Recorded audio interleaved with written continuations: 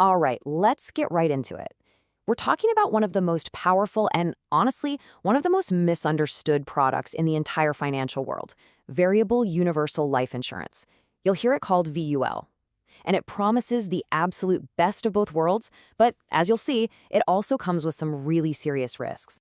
So, right off the bat, the question everyone has is, what is this thing, really? You know, is it a life insurance policy there to protect your family? Or is it some kind of high-octane investment vehicle that's designed to grow your wealth like crazy? And the answer is, well, it's both. And that's the whole point.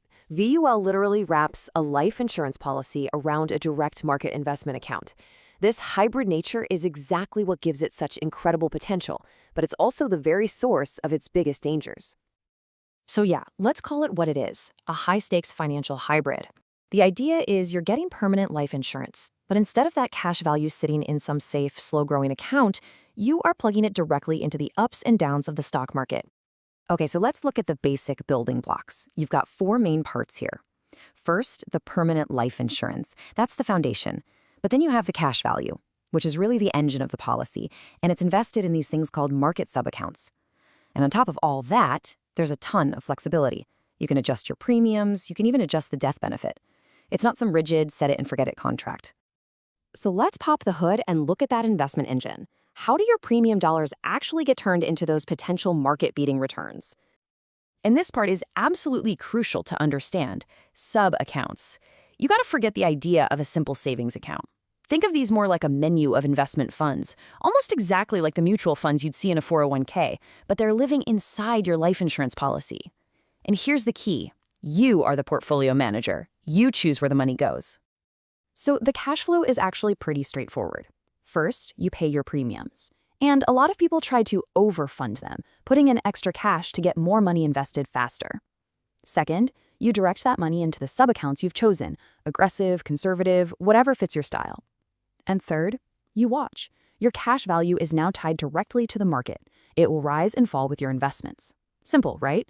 But the implications of that last step are huge. Okay, now that we know how it works, let's get to the good part. Why would anyone take on all this risk? Well, the answer is the incredible allure of market growth, which then gets supercharged with some really unique tax advantages. And this right here, this is why it's so tempting. It really is like a financial treasure chest. You get the potential for uncapped market returns. All that growth happens tax-deferred. You can even borrow money from your policy, tax-free. And of course, the death benefit passes to your heirs tax-free. It's a very rare combination of aggressive growth potential and powerful tax sheltering. And let's just focus on this for a second, because this is the single biggest selling point. Unlike a lot of other cash value life insurance policies that might cap your returns at, say, 10 or 12%, with a VUL, the sky is the limit. There is no ceiling. If your funds have a killer year and go up 20%, your cash value gets to participate in all of that gain. Unlimited. Unlimited growth potential, tax-free access to your money, it sounds almost perfect, doesn't it? Almost too good to be true. Which, of course, leads us all to that one critical question. So what's the catch? And believe me, the catch is a big one. This is the other side of the coin. We're talking about the high cost of all that risk and why a VUL can actually implode and become worthless if it's not managed almost perfectly. First things first, the fees. Oh, the fees. VULs are just notorious for having multiple layers of costs that are constantly eating away at your returns. You've got mortality charges, the pure cost of the insurance itself, admin fees, management fees for the investment funds. All of this gets pulled from your cash value before you ever see a dime of growth. It creates a constant drag. And this quote right here is a really critical warning. The biggest danger isn't just that your policy grows slowly. It's the risk of total and complete policy failure. If you don't pump enough money into it, especially in those early years, it can very easily run out of steam and just die. So how does a policy actually collapse? Well, it's kind of like a perfect storm. Step 1, the market has a bad year, or a few bad years, and your cash value gets hammered. Step 2, at the exact same time, the internal cost of the life insurance is getting more expensive every single year just because you're getting older. So those rising costs start eating away at your now dwindling cash value until, poof, there's nothing left. The policy implodes. And this chart just says it all, doesn't it? People buy a VUL expecting to get those juicy stock market returns, somewhere in that 7 to 10% range. But the reality, after you subtract all those layers of fees and the rising insurance costs, is that a well-run policy might only net you something closer to 4 to 6%. That performance gap over 20 or 30 years is absolutely massive. And now for the absolute hands-down worst-case scenario. It's called a lapse in tax event. So remember those awesome tax-free loans we talked about? Well, if your policy collapses while you have a loan out, the IRS suddenly says, hey, that loan wasn't a loan, it was income. So in the same year, you are left with zero life insurance and a massive tax bill. It is a true financial catastrophe.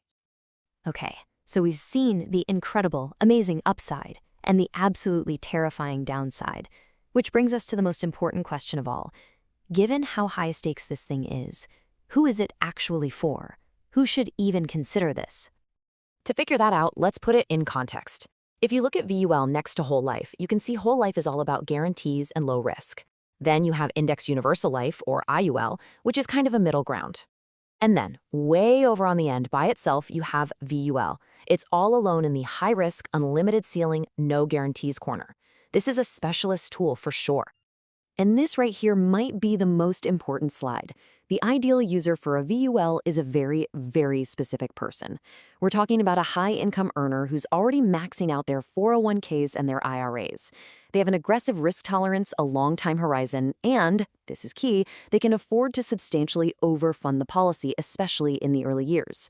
For pretty much everyone else, especially if you want guarantees or predictable income, this is a product to avoid. And that's really the big takeaway here. Think of a VUL like a Formula One race car.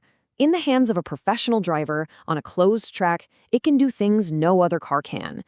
But would you use it to go get groceries? No way. It's impractical and dangerous. A VUL is a powerful tool, but it is absolutely not a universal, one-size-fits-all solution.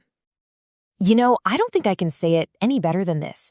The two potential outcomes here are just so extreme. When it works, it can outperform almost anything else. But when it fails faster and more spectacularly than any other kind of insurance out there.